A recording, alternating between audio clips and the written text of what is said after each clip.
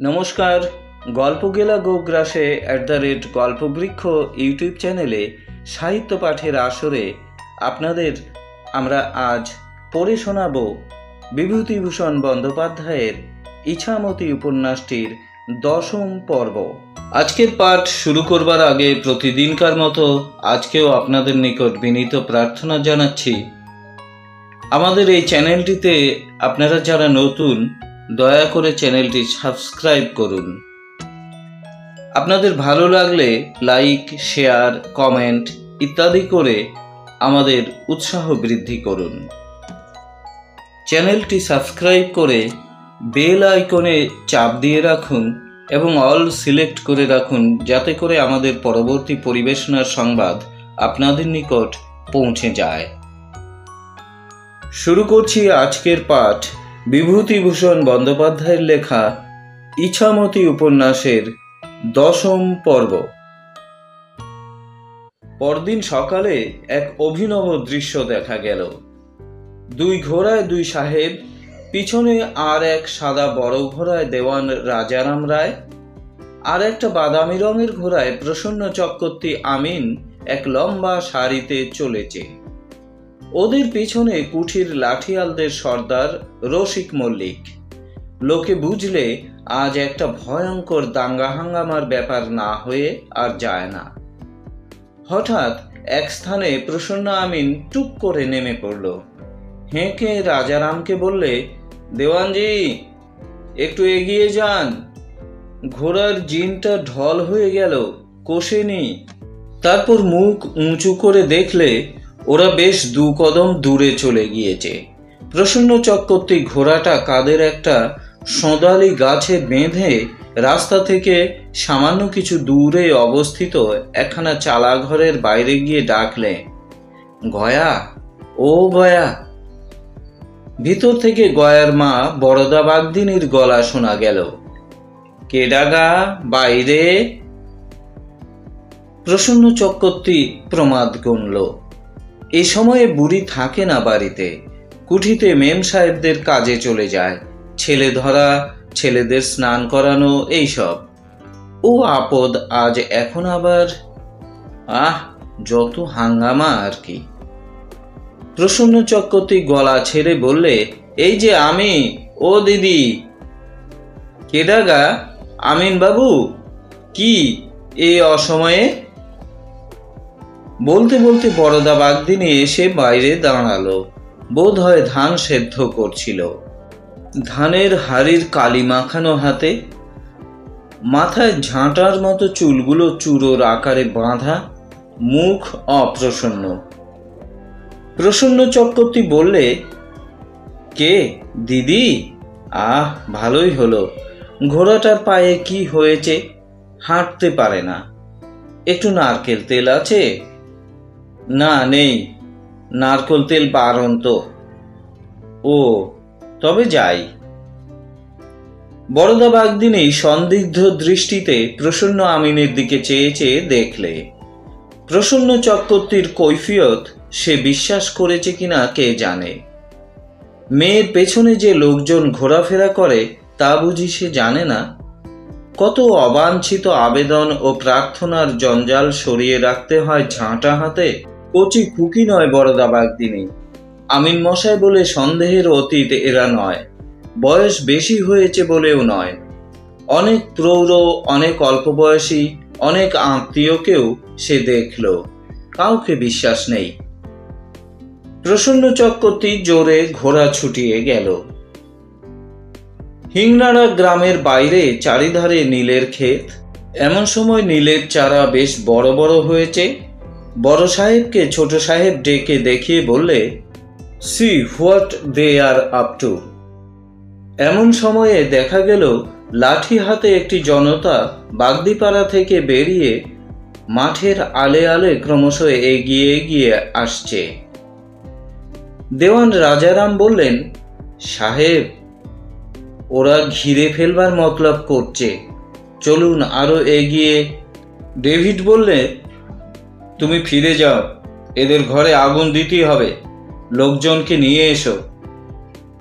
রসিক মল্লিক লাঠিয়াল বললে, কিছু লাগবে না সাহেব, মুই এগিয়ে যাই, দাঁড়ান আপনারা। বড় সাহেব বললে, ইউ স্টে, আমি আর ছোট সাহেব যাইবেন। সরকি আনিয়া আছো? না সাহেব, সরকি লাগবে না, মোর লাঠির সামনে 100 লোক দাঁড়াতে পারবে না, আপনি হোঠে আসুন। দেওয়ান রাজারাম ততক্ষণ ঘোড়া এগিয়ে হিংনারা গ্রামের উত্তর কোণের দিকে ছুটিয়েছেন। বড় সাহেব চেঁচিয়ে বললেন, রসিক, তোমার সহিত যাইবে দেওয়ান। কিছুক্ষণ পরে খুব একটা চিৎকার ও আর্তনাদ শোনা গেল। বাগদিপাড়ায় ছোট ছেলে মেয়ে ও ঝিবৌয়েরা প্রাণপণে চেঁচাচ্ছে ও এদিক ওদিক দৌড়চ্ছে। 70 বৎসরের বৃদ্ধ রামধন বাগদি রাস্তার ধারের একটা কাঠের গুঁড়ির ওপর বসে তামাক খাচ্ছিল।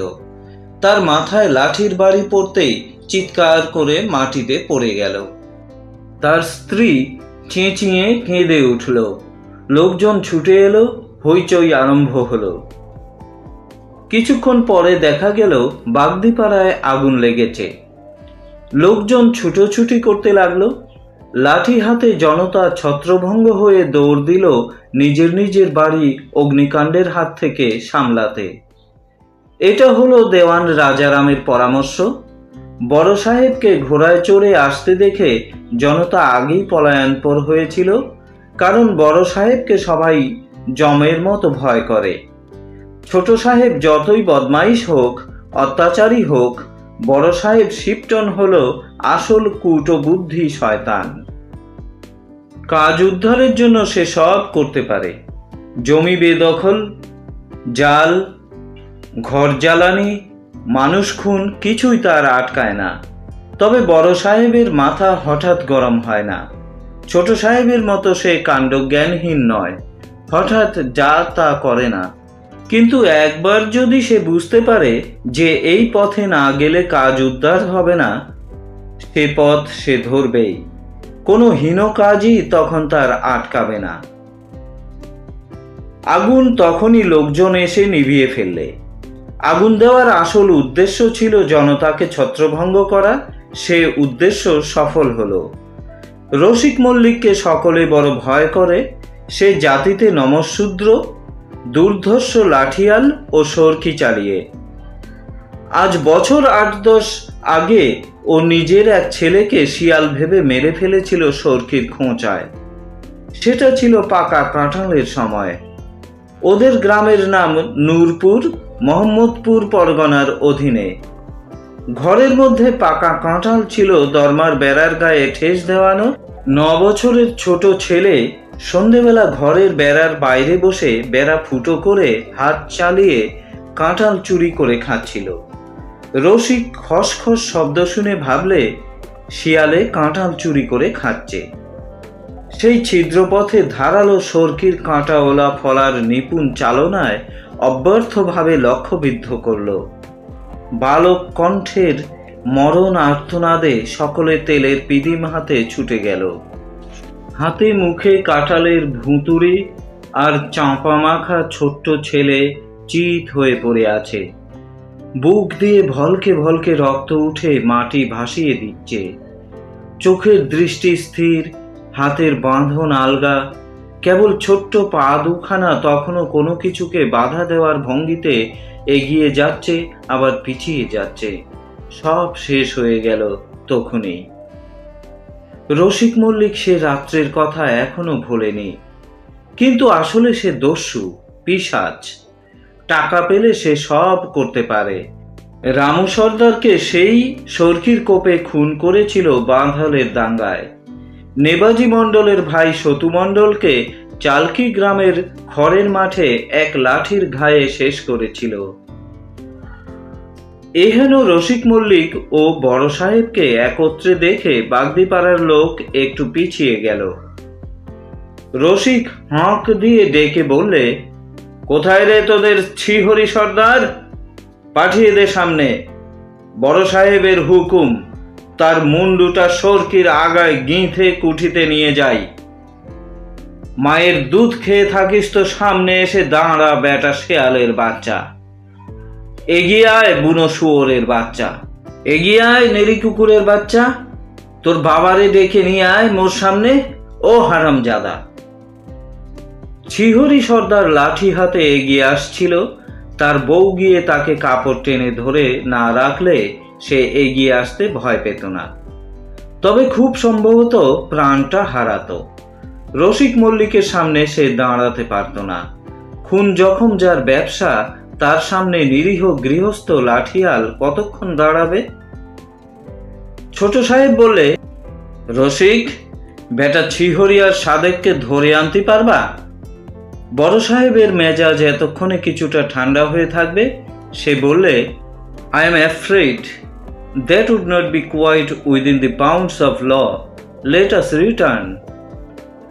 পরে হেসে বললে, sufficient unto the day, the evil thereof. ছোট সাহেব মনে মনে চটল বড় সাহেবের ওপরে। ভাবলে সে বড় সাহেবের কথার শেষে বলে আমেন, কিন্তু সাহসে কুলিয়ে উঠল না। দেওয়ান রাজারাম ততক্ষণে ঘোড়ার মুখ ফিরিয়েছেন কুঠির দিকে। প্রসন্ন চক্রবর্তীও সেই সঙ্গে ফিরছিল, কিন্তু সে একটি সুঠাম তন্নি ষোড়শী বধূকে আলুথালু অবস্থায় বাঁশবাগানের আড়ালে লুকিয়ে থাকতে দেখে সেখানে ঘোড়া দাঁড় করালে। কাছে লোকজন ছিল না কেউ। বউটি ভয়ে জড়সড় হয়ে বাঁশবনের ওদিকে ঘুরে যাবার চেষ্টা করতে প্রসন্ন চক্রবর্তী গলার সুরকে যতদূর সম্ভব মোলায়েম করে জিজ্ঞেস করলে, কেডাগা তুমি? উত্তর নেই। বলি, ভয় কি গা? আমি কি সাপ না বাঘ? তুমি কেডা? উত্তর নেই। আর্ত কান্নার শব্দ শোনা গেল। প্রসন্ন আমিন চট করে একবার চারিদিকে চেয়ে ঘোড়াটা বাঁশঝাড়ের ওপারে বউটির কাছে ঠেসে চালিয়ে দিলে। কিন্তু সেও বাগদিপাড়ার বউ। বেগতিক বুঝে সে এক মরিয়া চিৎকার ছেড়ে দৌড়ে বেশি জঙ্গলের দিকে পালালো। সেই কাঁটা বনের মধ্যে ঘোড়া চালানো সম্ভব নয়, সুতরাং ফিরতেই হলো প্রসন্ন চক্রবর্তীকে। বাগদিপাড়ার বউঝি এমন সুঠাম দেখতে কেন যে হয়? ওদের মধ্যে দু একটা যা চোখে পড়ে এক এক সময়। না, সত্যি ভদ্রলোকের মধ্যে অমন গড়ন পিটন, হ্যাঁ, ঢাকের কাছে ট্যামটেমি। বড় সাহেব ছিহরি সর্দারকে বললে, তোমার মতলব কি আছে? নীলমোড়া আর বনবনা সাহেব, মোদের মেরেই ফেলুন আর যে সাজাই দেন। ইহার কারণ কি আছে? কারণ কি বলবো? মোদের ঘরে ভাত নাই, পরনে বস্ত্র নেই, ওই নীলির জন্যই। মা কালীর দিব্যি নিয়ে মোরা বলিছি, নীল আর বনবনা। কি পাইলে নীল বুনিতে ইচ্ছা আছে? নীল আর বনবনা ধান করব। যত ধানের জমিতে আপনাদের আমিন গিয়ে দাগ মেরে আসবে, মোরা ধান বুনতে পারি না। আপনারা নিজেদের জমিতে লাঙ্গল গরু কিনে নীলের চাষ করো, কেউ আপত্তি করবে না। প্রজার জমি জোর করে বেদখল করে নীল করবা কেন সাহেব? তোমারে 500 টাকা বকশিস দিব, নীল বুনিতে বাধা দিও না, প্রজা হাট করিয়া দাও। মাফ করবেন সাহেব, মোর একার কথায় কিছু হবে না। মুই আপনারে বলছি শুনুন, 13খানা গাঁয়ের লোক একস্তার হয়ে জোট পেকিয়েছে। ভবানীপুর, নাটাবেড়ে, হুদো মানিককলির নীলকুঠির রেয়েতেরাও জোট পেকিয়েছে। হাওয়া এসেছে পূব দেশ থেকে আর দক্ষিণ থেকে। বড় সাহেব এ সমস্ত সংবাদ জানেন। সেদিনকার সেই অভিযানের পর তাই তিনি আজ ছিহরি সর্দারকে কুঠিতে ডেকেছিলেন অনেক কিছু আশ্বাস দিয়ে। ছিহরি এরকম বেঁকে দাঁড়াবে তা বড় সাহেব ভাবেননি। তবু বললেন, তুমি আমার কাছে চলিয়া আসিবে, চেষ্টা করিয়া দেখো, অনেক টাকা পাইবে। কাছারিতে চাকুরি করিতে চাও? না সাহেব, মোরা 7 পুরুষ কখনো চাকরি করিনি। আর আপনাদের একটা কথা বলি সাহেব, মুই একা এ ঝড় সামলাতে পারবো না। জেলা জুড়ে ঝড় উঠেছে, একা ছিহরি সর্দার কি করবে? আপনি বুঝে দেখো সাহেব, একা মোরে দোষ দিও না। মুই কুঠির অনেক নুন খেয়েছি, তাই সব কথা খুলে বললাম। ডেভিড সাহেবকে ডেকে বড় সাহেব বললে, I say David, this man swims in shallow water. Let him go safely out and see that no harm is done to him, not worth the trouble. সেদিন সন্ধ্যার পরে নীলকুঠিতে একটি গুপ্ত বৈঠক আহুত হলো। অনেক খবর এনে দিয়েছে নীলকুঠির চরের দল। জেলার প্রজাবর্গ ক্ষেপে উঠেছে। তারা নীলের দাদন আর নেবে না। 17টা নীলকুঠি বিপন্ন। গ্রামে গ্রামে প্রজাদের সভা হচ্ছে, পঞ্চায়েত বৈঠক বসছে। কোনো কোনো মৌজায় নীলের জমি ভেঙে প্রজারা ডাঁটা শাক আর তিলু বুনেছে, এ খবরও পাওয়া গিয়েছে। বৈঠকে ছিলেন কাছাকাছি নীলকুঠির কয়েকজন সাহেব ম্যানেজার, এ কুঠির শিপটন আর ডেভিড। কোনো গোপনীয় ও জরুরি বৈঠকে ওরা কোনো নেটিভকে ডাকে না। ম্যালিসন সাহেব বলেছে, no native need to be called, we shall make our decision known to them if necessary. Coldwell সাহেব বললে, ম্যাজিস্ট্রেটের কাছে আরো বন্দুকের জন্য বলো। এ সময়ে বেশি আগ্নেয়াস্ত্র রাখা উচিত প্রত্যেক কুঠিতে, অনেক বেশি করে। কোল্ডওয়েল ভবানীপুর নীলকুঠির অতি দুর্দান্ত ম্যানেজার। প্রজার জমি বেদখল করবার অমন নিপুণ ওস্তাদ আর নেই। খুন এবং বেপরোয়া কাজে ওর চুরি মেলা হার। তবে কিছুদিন আগে ওর মেম চলে গিয়েছে ওর এক বন্ধুর সঙ্গে, তার কোনো পাত্তাই নেই, সেজন্য ওর মন ভালো নয়। শিপটন সাহেব বললে, this blooming native leaders should be shot like pigs. Coldwell বললে, I say you can go on with your pig sticking afterwards. Now decide what we should do with our impression registers. That is why we have met today. এই সময়ে শ্রীরাম মুচি বেয়ারা শেরির বোতল ও অনেকগুলি decanter ট্রেতে সাজিয়ে এনে ওদের সামনে রেখে দিলে। কোল্ডওয়েল বললে, no sherry for me, I will have a peg of neat brandy. Now Shipton, old boy, let us see how you keep your impression registers. This man of yours is reliable. Nowadays, walls have ears, you see. Shipton শ্রীরামের দিকে চেয়ে বললে, oh, he is all right. দাদন খাতা নীলকুঠির অতি দরকারি দলিল। সমস্ত প্রজার টিপসই নিয়ে অনেক যত্নে এই খাতা তৈরি করা হয়। স্বয়ং ম্যাজিস্ট্রেট এসে এই দাদন খাতা পরীক্ষা করে থাকেন। অধিকাংশ কুঠিতে দাদন খাতা দুখানা করে রাখা থাকে। ম্যাজিস্ট্রেটকে আসল খাতাখানা দেখানো হয়।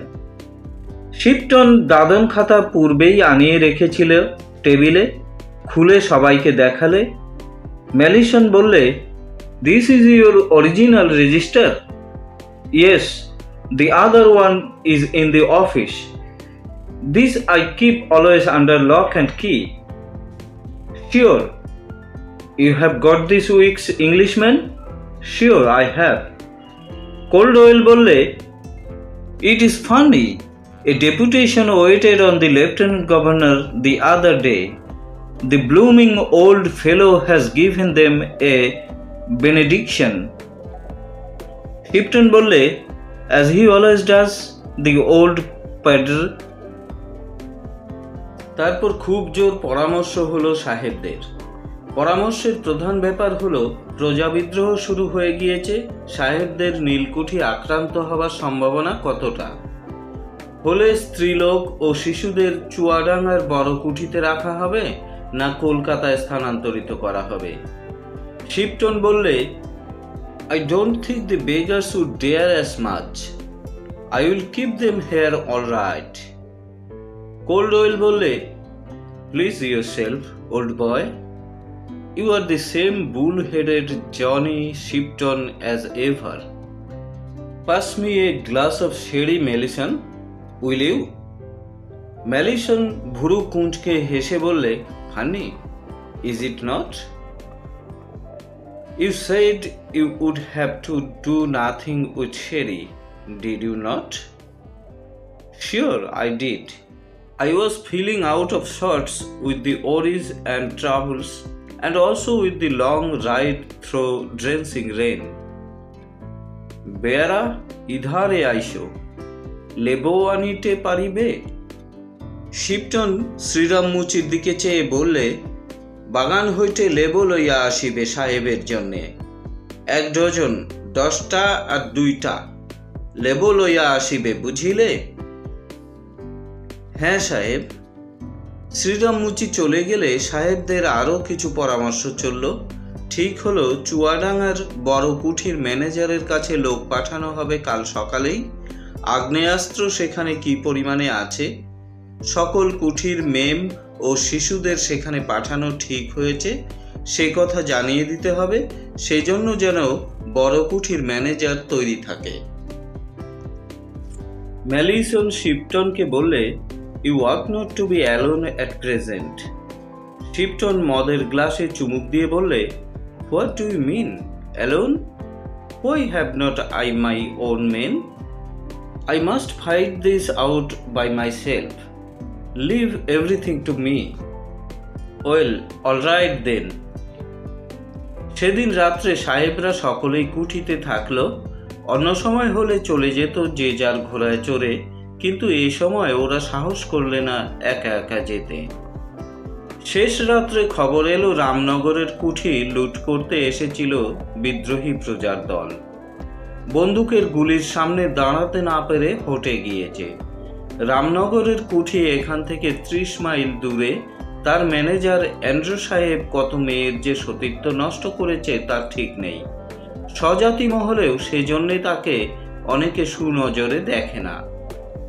ম্যালিসন শুনে মুখ বিকৃত করে ভুরু কুঁচকে বললে, ওহ দি ওল্ড বেগার। শিপটনের দিকে তাকিয়ে বললে, you don't see anything significant in that? শিপটন বললে, I don't see what you mean. I cannot carry on this indigo business here without my men, without that wily old Diwan to help us, you see. They will not fail me at least, I know. Very kind of them if they don't. সাহেবরা ছোট হাজারি খেলে বড় অদ্ভুত ধরনের। 1 কাশি পান্তা ভাত, 1 dozen লেবুর রস মেখে, রাত্রের টেবিলের ঠান্ডা হ্যাম, 1টা করে আস্ত শশা জনপিছু, 4-5টা করে খয়রা মাছ সর্ষের তেলে ভাজা। বহুদিন বাংলাদেশের গ্রামে থাকবার ফলে ওদের সকলেরই আহার বিহার এদেশের গ্রাম্য লোকের মতো হয়ে গিয়েছে। ওরা আম কাঁঠালের রস দিয়ে ভাত খায়, অনেকে হুঁকোয় তামাক খায়, নিম্ন শ্রেণীর মেয়েদের সঙ্গে মেশে, অনেককে ঘরেও রাখে। ওদের দেখে বিলেত থেকে নবাগত বন্ধু বান্ধবেরা মুখ বেঁকিয়ে নিজেদের মধ্যে বলা বলি করে, গন নেটিভ। ওরা গ্রাহ্যও করে না। বেলা বাড়লে সাহেবরা বিদায় নিয়ে চলে যায়। দিন চারেকের মধ্যে সংবাদ এলো আশপাশের কুঠির সব সাহেব স্ত্রী পুত্রদের সরিয়ে দিয়েছে চুয়াডাঙ্গার কুঠিতে অথবা কলকাতায়। দেওয়ান রাজারাম সর্বদা ঘোড়ায় করে কুঠির চারিদিকের গ্রামে বেরিয়ে সংবাদ সংগ্রহ করেন। তিনি একদিন সন্ধান পেলেন আজ 7খানা গ্রামের লোক একত্র হয়ে নীলকুঠি লুট করতে আসবে গভীর রাত্রে। খবরটা তাঁকে দিলে নবু গাজী। এক সময়ে সে বড় সাহেবের কাছ থেকে সুবিচার পেয়েছিল, সেটা সে বড় মনে রেখেছিল। বললে, দেওয়ান বাবু, আর যে সাহেবরা যা খুশি হোক গে, এ সাহেব লোকটা মন্দ নয়, এর কিচ্ছু না হয়। দেওয়ান সাহেবদের বলে লোকজন তৈরি করে রাখলেন। 2 সাহেব বন্দুক নিয়ে এগিয়ে দাঁড়িয়ে রইল। থানায় কোনো সংবাদ দিতে বড় সাহেবের হুকুম ছিল না, সুতরাং পুলিশ আসেনি। রাত 10টার পরে ইছামতির ধারের পথে একটা হল্লা উঠল। সাহেবরা বন্দুকের ফাঁকা আওয়াজ করল। দেওয়ান রাজারাম দাঁড়িয়েছিলেন বালাখানা ও সমাধিস্থানের মাঝখানের ঝাউ গাছের শ্রেণীর অন্ধকারে। সঙ্গে ছিল সরকি, হাতে রসিক মল্লিক ও তার দলবল। রসিক মল্লিক বললে, দোহাই দেওয়ান মশাই, এবার আমারে একটু দেখতে দেন, ওদের একটু সাম্বপানা করি। ওদের চুলকুনি মাঠও যদি না করি এবার, তবে মোর বাবার নাম তীরভঙ্গ মল্লিক নয়। দূর বেটা, থাম। কতগুলো মানুষ খুন হলেই কি হয়? অন্য জায়গায় হলেই চলতো, এ যে কুঠির বুকির উপরে। পুলিশ এসে তদন্ত করলি তখন মুশকিল। লাশ তাড়াতাড়ি গুম করে ফেলে দেবানি, সে ভারটা মোর ওপরে দেবেন দেওয়ান মশাই। আচ্ছা থাম এখন, যখন হুকুম দেব তার আগে সরকি চালাবি নে। দিব্যি জ্যোৎস্না রাত। রাজারামের মনে কেমন একটা অদ্ভুত ভাব, কখনো তার হয় না। ঝাউ গাছের ডালের ফাঁক দিয়ে জ্যোৎস্না এসে পড়েছে মাটির রাস্তার বুকে। তিলু বিলু নীলুর বিয়ে দিয়েছেন, ভাগ্নের মুখ দেখেছেন, জীবনের সব দায়িত্ব শেষ করেছেন। আজ যদি এই দাঙ্গায় এ পথের ওপরে তার দেহ সরকিবিদ্ধ হয়ে লুটিয়ে পড়ে, কোনো অপূর্ণ স্বাদ থাকবে তার মনে? কিছু না। জগদম্বার ব্যবস্থা তিনি যথেষ্ট করেছেন। তালুক বিষয় ধানি জমি যা আছে, একটা বড় সংসার চলে। জমিদারির আয় বছরে তা 300-400 টাকা। রাজার হাল, নির্ভাবনায় মরতে পারবেন তিনি। সাহেবদের এতটুকু বিপদ আসতে দেবেন না, অনেক দিনের নুন খেয়েছেন। বললেন, রসিক বেটা তৈরি থাক, তবে খুনটা বুঝলি নে, যখন গায়ের ওপরে এসে পড়বে। ঝাউতলার অন্ধকার ও জ্যোৎস্নার জাল বুনুনি পথে অনেক লোকের একটা দল এগিয়ে আসছে। ওদের হাতে মশাল, সরকি ও লাঠিও দেখা যাচ্ছে। রসিক হাঁকার দিয়ে বললে, এগিয়ে আয় বেটারা, সামনে এগিয়ে আয়, তোদের ভুঁড়ি ফাঁসাই। কতগুলো লোক এগিয়ে এসে বললে, কেডা? রসিক দাদা? দাদা না, তোদের বাবা। অমন কথা বলতি নেই, ছি, এগিয়ে এসো দাদা।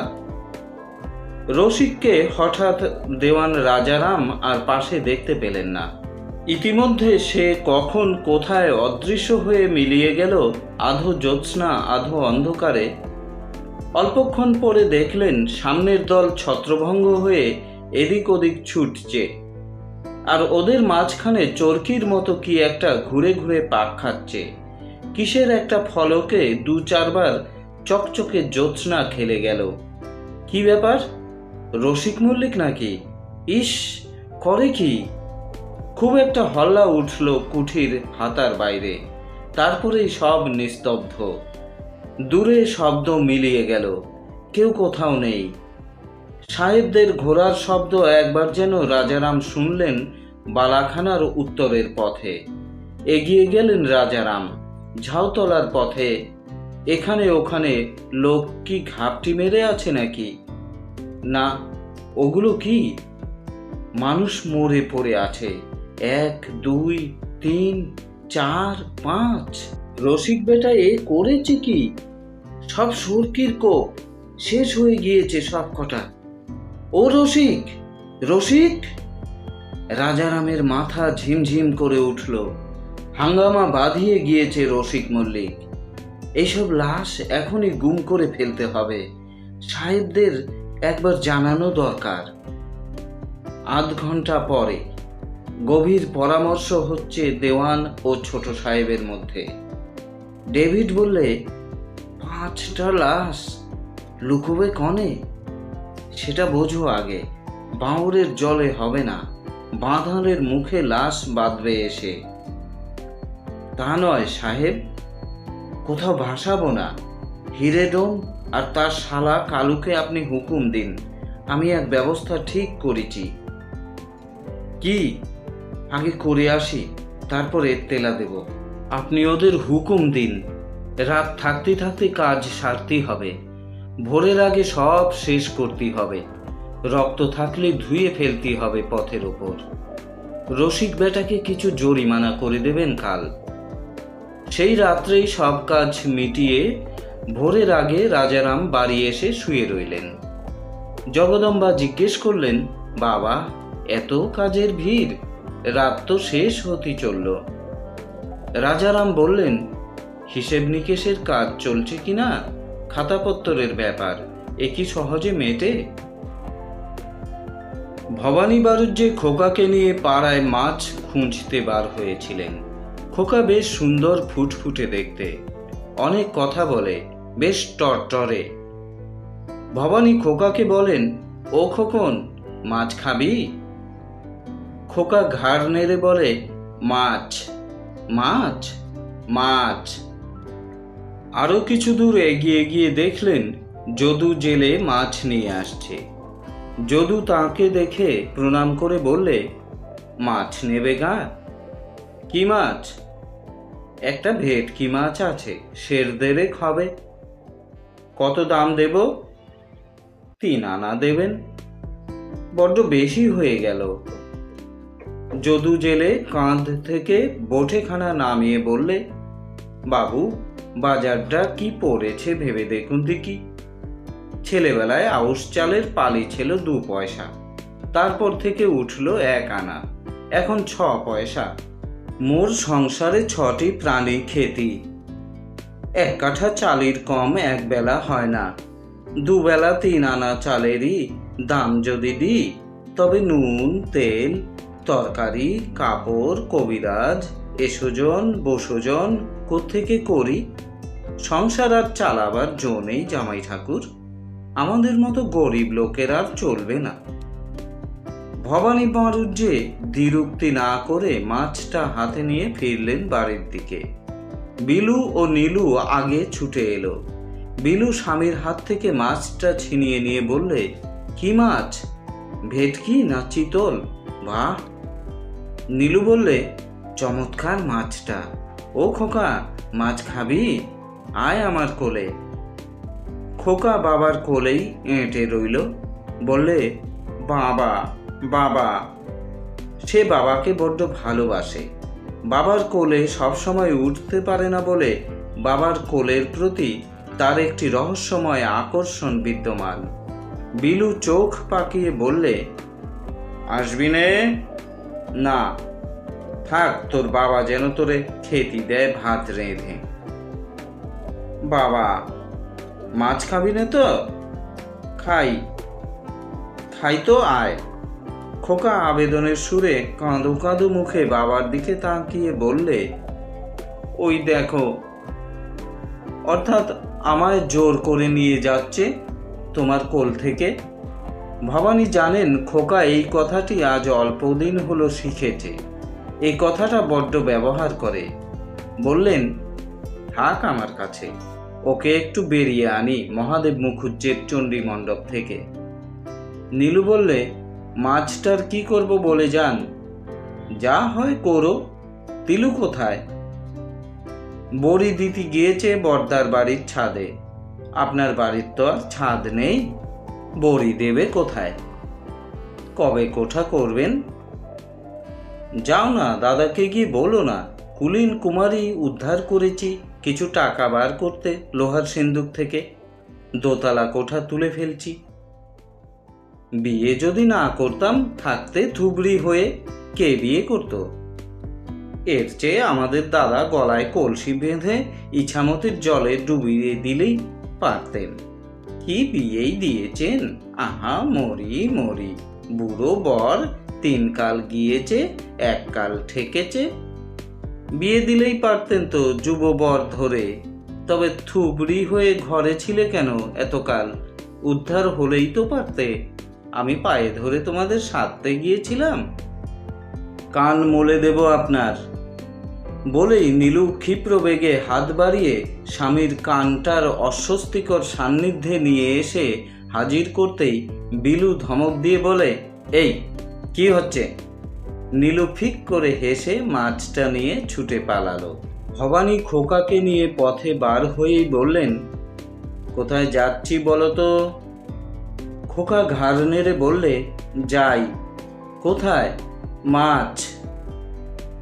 মহাদেব মুখুজ্জের চণ্ডী মণ্ডপে যাবার পথে একটা বাবলা গাছের ওপর লতার ঝোপ। নিবিড় ছায়া সে স্থানটিতে। বাবলা গাছের ডালে কি একটা পাখি বাসা বেঁধেছে। ভবানী গাছতলার ছায়ায় গিয়ে খোকাকে কোল থেকে নামিয়ে দাঁড় করিয়ে দেন। ওই দেখো খোকা, পাখি। খোকা বলে, পাখি? পাখি নিবি? পাখি খুব ভালো, তোকে দেব। খোকা কি সুন্দর হাসে বাবার মুখের দিকে চেয়ে। না, ভবানীর খুব ভালো লাগে এই নিষ্পাপ সরল শিশুর সঙ্গ। এর মুখের হাসিতে ভবানী খুব বড় কি এক জিনিস দেখতে পান। নিবি খোকা? হ্যাঁ, খোকা ঘাড় নেড়ে বলে।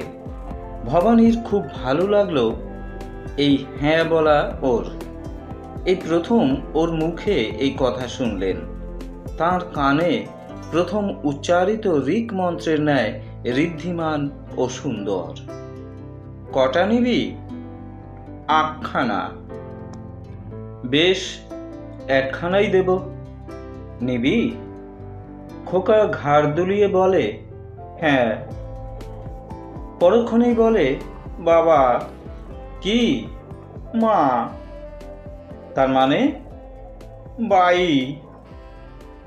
এই তো এলি বাড়ি থেকে, মা এখন বাড়ি নেই। খোকা যে কটি মাত্র শব্দ শিখেছে তার মধ্যে একটা হলো ওখানে। এই কথাটা কারণে অকারণে সে প্রয়োগ করে থাকে। সম্প্রতি সে হাত দিয়ে সামনের দিকে দেখিয়ে বললে, ওখানে। ওখানে নেই, কোথাও নেই। ওখানে না। চল বেরিয়ে আসি। কোল থেকে নামবি? হাঁটবি? আঁটি। খোকা ভবানীর আগে আগে বেশ গুটগুট করে হাঁটতে লাগলো। খানিকটা গিয়ে আর যায় না। ভয়ের সুরে সামনের দিকে হাত দেখিয়ে বলে, শিয়াল। কই? শিয়াল নয়, একটা বড় শামুক রাস্তা পার হচ্ছে। ভবানী খোকার হাত ধরে এগিয়ে চললেন। চলো, ও কিছু নয়। খোকা তখনও নড়ে না। হাত দুটো তুলে দিলে কোলে উঠবে বলে। ভবানী বললেন, না, চলো, ওতে ভয় কি, এগিয়ে চলো। খোকার ভাবটা হলো ভক্তের অভিযোগহীন আত্মসমর্পণের মতো। সে বাবার হাত ধরে এগিয়ে চলল শামুকটাকে ডিঙিয়ে। ভয়ে ভয়ে যদিও, তবুও নির্ভরতার সঙ্গে। ভবানী বললেন, আমরাও যদি ভগবানের ওপরে শিশুর মতো নির্ভরশীল হতে পারতাম। কত কথা শেখায় এই খোকা তাকে। বৈষয়িক লোকদের চণ্ডী মণ্ডপে বসে বাজে কথায় সময় নষ্ট করতে তাঁর যেন ভালো লাগে না আর। এক মহান শিল্পীর বিরাট প্রতিভার অবদান এই শিশু। ওপরের দিকে চেয়ে বিরাট নক্ষত্রলোক দেখে তিনি কত সময় মুগ্ধ হয়ে গিয়েছেন। সেদিকে চেয়ে থাকাও একটি নীরব ও অকপট উপাসনা। পশ্চিমে তার গুরুর আশ্রয়ে থাকবার সময় চৈতন্য ভারতী মহারাজ কতবার আকাশের দিকে আঙ্গুল দেখিয়ে বলতেন, ওই দেখো, ওই বিরাট অক্ষয় পুরুষ। অগ্নির মূর্ধা চাক্ষুষি চন্দ্র সূর্যৌ দিশঃ শ্রোত্রে বাগবৃত্তশ্চ বেদা বায়ুঃ প্রাণ হৃদয়ং বিশ্বমস্য পদ্ভ্যাং পৃথিবী যেষ সর্বভূতান্তরাত্মা। অগ্নিজার মস্তক, চন্দ্র ও সূর্য চক্ষু, দিক সকল কর্ণ, বেদসমূহ বাক্য, বায়ু প্রাণ, হৃদয় বিশ্ব, পাদোদয় পৃথিবী, ইনি সমুদয় প্রাণীর অন্তরাত্মা। তিনি আকাশ দেখতে শিখিয়েছিলেন। তিনি চক্ষু ফুটিয়ে দিয়ে গিয়েছেন। তিনি শিখিয়েছিলেন যেমন প্রজ্বলিত অগ্নি থেকে সহস্র সহস্র স্ফুলিঙ্গ বার হয়, তেমনি সেই অক্ষর পুরুষ থেকে অসংখ্য জীবের উৎপত্তি হয় এবং তাঁতেই আবার বিলীন হয়। উপনিষদের সেই অমর বাণী। এই শিশু সেই অগ্নির একটি স্ফুলিঙ্গ, সুতরাং সেই অগ্নি নয় কি? তিনি নিজেও তাই নয় কি? এই বনঝোপ, এই পাখিও তাই নয় কি? এই নিষ্পাপ শিশুর হাসি ও অর্থহীন কথা অন্য এক জগতের সন্ধান নিয়ে আসে তাঁর কাছে। এই শিশু যেমন ভালোবাসলে তিনি খুশি হন, তিনিও তো ভগবানের সন্তান। তিনি যদি ভগবানকে ভালোবাসেন, ভগবানও কি তার মতো খুশি হন না? তিনি বহুদিন চলে এসেছেন সাধুসঙ্গ ছেড়ে। সেখানে অমৃত নিঃসন্দিনী ভাগবতী কথা ব্যতীত সকাল থেকে সন্ধ্যা পর্যন্ত অন্য প্রসঙ্গ ছিল না। অসীম তারাভরা যামিনীর বিভিন্ন জামগুলি বেপে বিনিদ্র জ্ঞানী ও ভক্ত অপ্রমত্ত মন সংলগ্ন করে রাখতেন বিশ্বদেবের চরণ কমলে। হিমালয়ের বনভূমির প্রতি বৃক্ষপত্রে যুগ যুগান্তব্যাপী সে উপাসনার রেখা আঁকা আছে। আঁকা আছে তুষার ধারার রজত পটে। তাঁদের অন্তর্মুখী মনের মৌন প্রশান্তির মধ্যে যে নিভৃত বনকুঞ্জ, সেখানে সেই পরম সুন্দর দেবতার উদ্দেশ্যে প্রেমার্ঘ্য নিবেদিত হতো আকুল আবেগের সুরভিতে। আরও উচ্চস্তরের ভক্তদের স্বচক্ষে তিনি দেখেননি, কিন্তু তাঁদের সন্ধান নেমে এসেছে তুষার স্রোত বেয়ে বেয়ে উচ্চতর পর্বত শিখর থেকে। সে গম্ভীর সাধন গুহার গহনে রথনাভির মতো অবিচলিত ও সংযম আত্মা সকল অবিদ্যাগ্রন্থি ছিন্ন করেছেন জ্ঞানের শক্তিতে, প্রেমের শক্তিতে। ভবানী বাঁড়ুজ্যে বিশ্বাস করেন তাঁরা আছেন। তিনি সাধুদের মুখে শুনেছেন তাঁরা আছেন বলেই এই জুয়াচুরি, শঠতা, মিথ্যাচার, অর্থাসক্তি ভরা পৃথিবীতে আজও পাপ পুণ্যের জ্ঞান আছে, ভগবানের নাম বজায় আছে, চাঁদ ওঠে, তারা ফোটে, বনকুসুমের গন্ধে অন্ধকার সুবাসিত হয়। এইসব পাড়া গাঁয়ে এসে তিনি দেখেছেন সবাই জমিজমা, টাকা, খাজনা, প্রজাপীড়ন, পরচর্চা নিয়ে ব্যস্ত।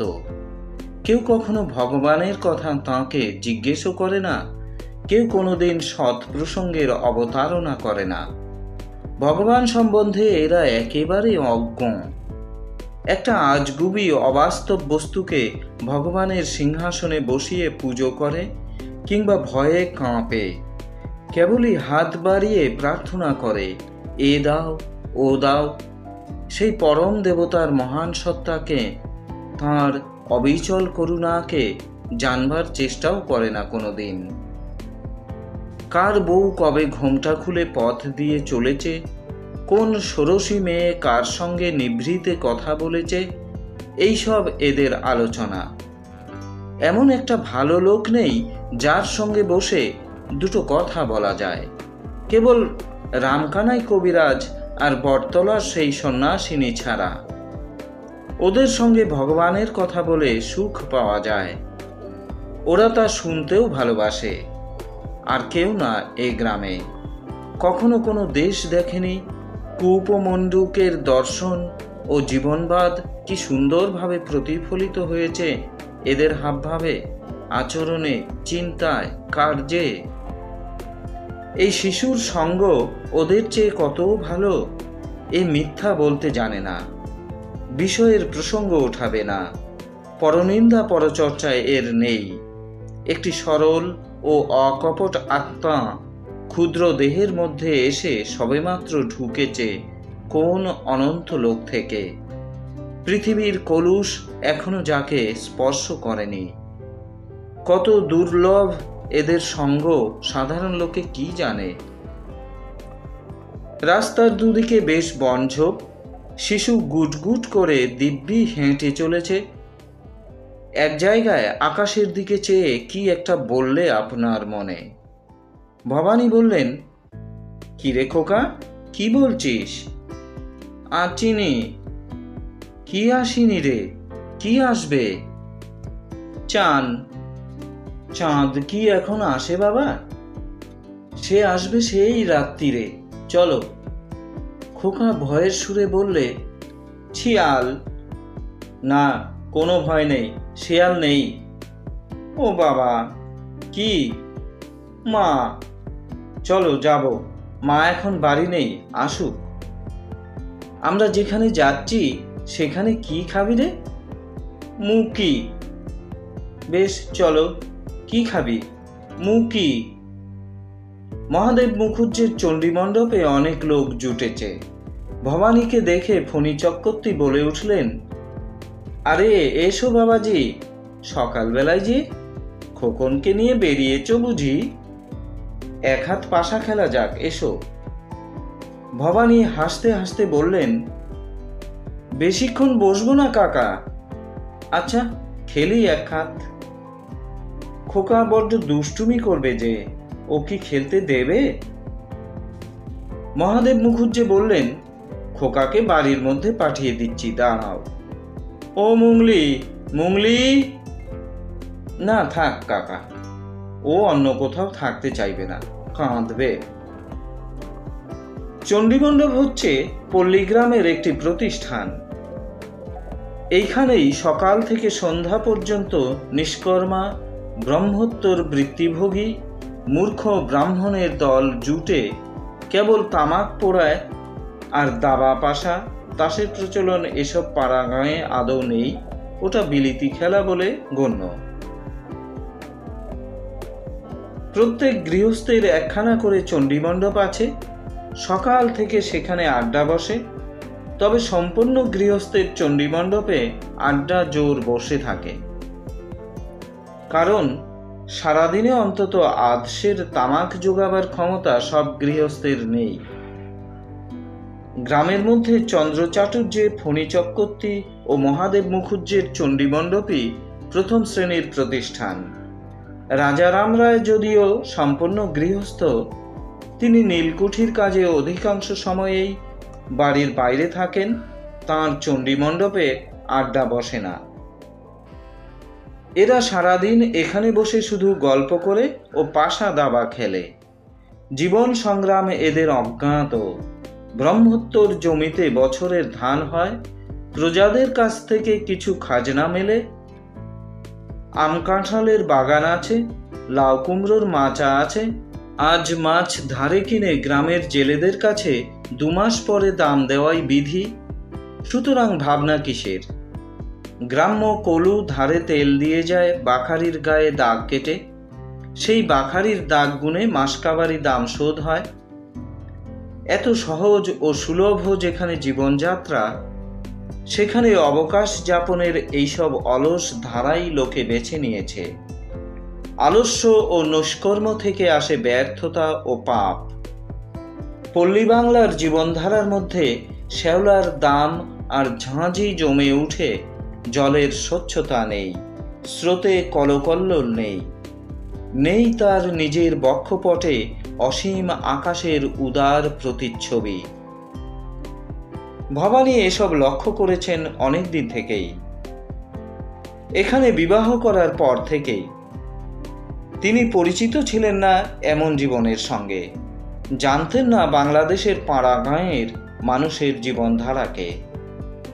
চিরকাল তিনি পাহাড়ে প্রান্তরে জাহ্নবীর স্রোতবেগের সঙ্গে, পাহাড়ি ঝর্ণার প্রাণচঞ্চল গতিবেগের সঙ্গে নিবিড় পরিচয়ের আনন্দে কাল কাটিয়েছেন। পড়ে গিয়েছেন ধরা এখানে এসে বিবাহ করে, বিশেষ করে এই কুপমণ্ডুকদের দলে মিশে। এদের জীবনের কোনো উদ্দেশ্য নেই, অন্ধকারে আবৃত এদের সারাটা জীবন পথ। তার ওদিকে কি আছে কখনো দেখার চেষ্টাও করে না। মহাদেব মুখুজ্জে বললেন, ও খোকন, তোমার নাম কি? খোকা বিস্ময় ও ভয় মিশ্রিত দৃষ্টিতে মহাদেব মুখুজ্জের দিকে বড় বড় চোখ তুলে চাইলে, কোনো কথা বললে না। কি নাম খোকন? খোকন। খোকন, বেশ নাম। বাহ, ওহে, এবার হাতটা আমার। দানটা কি পড়ল? কিছুক্ষণ খেলা চলবার পরে সকলের জন্য মুড়ি ও নারকোল কোড়া এলো বাড়ির মধ্যে থেকে। খাবার খেয়ে আবার সকলে দ্বিগুণ উৎসাহে খেলায় মাতল। এমনভাবে খেলা করে এরা যেন সেটাই এদের জীবনের লক্ষ্য। এমন সময় সত্যম্বর চাটুর্যের জামাই শ্রীনাথ ওদের চণ্ডীমণ্ডপে ঢুকল। সে কলকাতায় চাকুরি করে, সুতরাং এই অঞ্চলের মধ্যে একজন মান্যগণ্য ব্যক্তি। এই গ্রামের কোনো ব্রাহ্মণই এ পর্যন্ত কলকাতা দেখেননি, এমনকি স্বয়ং দেওয়ান রাজারাম পর্যন্ত এই দলের। কেননা কোনো দরকার হয় না কলকাতা যাওয়ার। কেন যাবেন তাঁরা একটি অজানা শহরের স্বাদ, অসুবিধা ও নানা কাল্পনিক বিপদের মাঝখানে? ছেলেদের লেখাপড়ার বালাই নেই, নিজেদের জীবিকার্জনের জন্যে পরের দৌড়ে ধর্ণা দিতে হয় না। ফণী চক্রবর্তী বললেন, এসো বাবাজি, কলকাতার কি খবর? শ্রীনাথ অনেক আজগুবি খবর মাঝে মাঝে এনে দেয় এ গাঁয়ে। বাইরের জগতের খানিকটা হাওয়া ঢোকে এরই বর্ণনায় বাতায়ন পথে। সম্প্রতি এখনই সে একটা আজগুবি খবর দিলে, বললে, মস্ত খবর হচ্ছে, আমাদের বড় লাটকে একজন লোক খুন করেছে। সকলে একসঙ্গে বলে উঠল, খুন করলে? কে খুন করলে? একজন ওহাবি জাতীয় পাঠান। মহাদেব মুখুজ্জে বললেন, আমাদের বড় লাট কে যেন ছিল?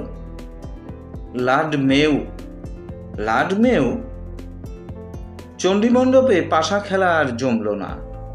লর্ড মেও মরুন বা বাঁচুন, তাতে এদের কোনো কিছু আসে যায় না। এই নামটাই সবাই প্রথম শুনল।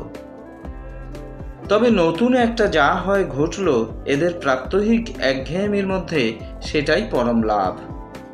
শ্রীনাথ খুব সবিস্তারে কলকাতার গল্প করলে। আপিস আদালত কিভাবে বন্ধ হয়ে গেল সংবাদ আসা মাত্রই। বেলা দুপুর ঘুরে গেল। খোকাকে নিয়ে ভবানী বাড়ুজ্যে বাড়ি ফিরতেই তিলুর বকুনি খেলেন। কি আক্কেল আপনার, জিজ্ঞেস করি? কোথায় ছিলেন খোকাকে নিয়ে দুপুর পর্যন্ত? ও খিদে যে টাটা করছে। কোথায় ছিলেন এতক্ষণ? খোকা দুহাত বাড়িয়ে বলল, মা, মা। ভবানী বললেন, রাখো তোমার ওসব কথা।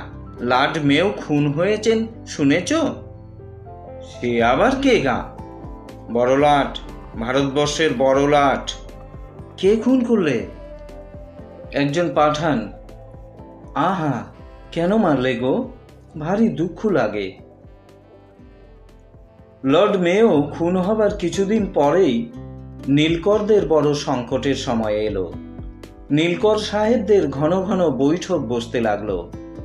ম্যাজিস্ট্রেট সাহেব নিজের আর্দালি পাঠিয়ে যখন তখন পরোয়ানা জারি করতে লাগলেন। রাজারাম ঘোড়ায় করে যাচ্ছিলেন নীলকুঠির দিকে। রামকানাই কবিরাজ একটা গাছের তলায় দাঁড়িয়ে আছে। বললে, একটু দাঁড়াবেন দেওয়ানবাবু? রাজারাম ভ্রু কুঞ্চিত করে বললেন, কি? একটু দাঁড়ান, একটা কথা শুনুন। আপনি আর এগোবেন না। কাঞ্চনার বাগদিরা দল বেঁধে দাঁড়িয়ে আছে ষষ্ঠীতলার মাঠে। আপনাকে মারবে, লাঠি নিয়ে তৈরি আছে। আমি জানি কথাটা, তাই বললাম। অনেকক্ষণ থেকে আপনার জন্য দাঁড়িয়ে আছি। কে কে আছে দলে? তা জানি নে বাবু, আমি গরিব লোক। কানে আমার কথা গেল, তাই বলি, অধর্ম করতে পারবো না। ভগবানের কাছে এর জবাব দিতে হবে তো একদিন। আপনি ব্রাহ্মণ, আপনাকে সাবধান করে দেবার ভার তিনিই দিয়েছেন আমার ওপর। তবু রাজারাম ঘোড়া নিয়ে এগিয়ে যেতে উদ্যত হয়েছেন দেখে রামকানাই কবিরাজ হাত জোর করে বললে, দেওয়ানবাবু, আমার কথা শুনুন, বড্ড বিপদ আপনার। মোটে এগোবেন না বাবু, শুনুন। ও বাবু, কথাটা। ততক্ষণে রাজারাম অনেক দূর এগিয়ে চলে গিয়েছেন। মনে মনে ভাবতে লাগলেন, রামকানাই লোকটা মাথা পাগল নাকি? এত অপমান হলো নীলকুঠির লোকের হাতে, তিনিই তার মূল, অথচ কি মাথা ব্যথা ওর পড়েছিল তাঁকেই সাবধান করে দিতে? মিথ্যে কথা সব। ষষ্ঠীতলার মাঠে তাঁর ঘোড়া পা দেওয়ার সঙ্গে সঙ্গে বিপদ শুরু হলো। মস্ত বড় একটি দল লাঠি সোঁটা নিয়ে তাঁকে চারদিক থেকে ঘিরে ফেললে। রাজারাম দেখলেন এদের মধ্যে বাঁধালের দাঙ্গায় নিহত রামু বাগদির বড় ছেলে হারু আর তার শালা নারায়ণ বড় সর্দার। পলকে প্রলয় ঘটল। একদল চেঁচিয়ে হেঁকে বললে, ও বেটা, নাম এখানে, আজ তোরে আর ফিরি যেতে হবে না। নারায়ণ বললে, ও বেটা সাহেবের কুকুর, তোর মুন্ডু নিয়ে আজ ষষ্ঠীতলার মাঠে ভাঁটা খেলবো দেখ। অনেকে একসঙ্গে চেঁচিয়ে বললে, অত কথার দরকার কি, ঘাড় ধরে নামা, নেমিয়ে নিয়ে বুকে হাঁটু দিয়ে জেঁকে বসে কাতানের কোপে মুন্ডুটা উড়িয়ে দে। হারু বললে, তোরা সর, মুই দেখি। মোর বাবারে ওই শালা ঠেঙ্গিয়ে মেরেলো লেঠেল পেটিয়ে। একজন বললে, তোর সেই রসিক বাবা কোথায়? তাকে ডাক, সে এসে তোকে বাঁচাক। জমালয়ে যে এখনই যেতে হবে বাছাধন। ছাই করে একটা হাত সরকি রাজারামের বাঁ দিকের পাঁজরা ঘেঁষে চলে গেল। রাজারামের ঘোড়া ভয় পেয়ে ঘুরে না দাঁড়ালে সেই ধাক্কাতেই রাজারাম কাবার হয়েছিলেন। তার মাথা তখন ঘুরছে, চিন্তার অবকাশ পাচ্ছেন না। চোখে সর্ষের ফুল দেখছেন, নারকুল গাছে যেন ঝড় বাঁধছে, কি যেন সব হচ্ছে তাঁর চারদিকে। রামকানাই কবিরাজ গেল কোথায়? রামকানাই? তাঁর মাথায় একটা লাঠির ঘা লাগলো, মাথাটা ঝিমঝিম করে উঠল। আবার তাঁর বাঁ দিকের পাঁজরে খুব ঠান্ডা তীক্ষ্ণ স্পর্শ অনুভূত হলো। কি হচ্ছে তাঁর? এত জল কোথা থেকে আসছে? কে একজন বললে, শালা, রামুর কথা মনে পড়ে? রাজারাম হাত উঠিয়েছেন সামনের একজনের লোকের লাঠি আটকাবার জন্যে। এত লোকের লাঠি তিনি ঠেকাবেন কি করে? এত জল এলো কোথা থেকে? অতি অল্পক্ষণের জন্যে একবার চেয়ে দেখলেন নিজের কাপড়ের দিকে। সঙ্গে সঙ্গে রাজারামের যেন বমির ভাব হলো। খুব জ্বর হলে যেমন মাথা ঘোরে, দেহ দুর্বল হয়ে পড়ে, বমির ভাব হয়, তেমনি পৃথিবীটা যেন বনবন করে ঘুরছে। তিলুর সুন্দর খোকাটা দূর মাঠের ও প্রান্তে বসে যেন আন মনে হাসছে। কেমন হাসে? রাজারাম আর কিছু জানে না, চোখ বুজে এলো। অমাবস্যার অন্ধকার নেমে এসেছে গোটা দুনিয়াটায়। রামকানাই কবিরাজের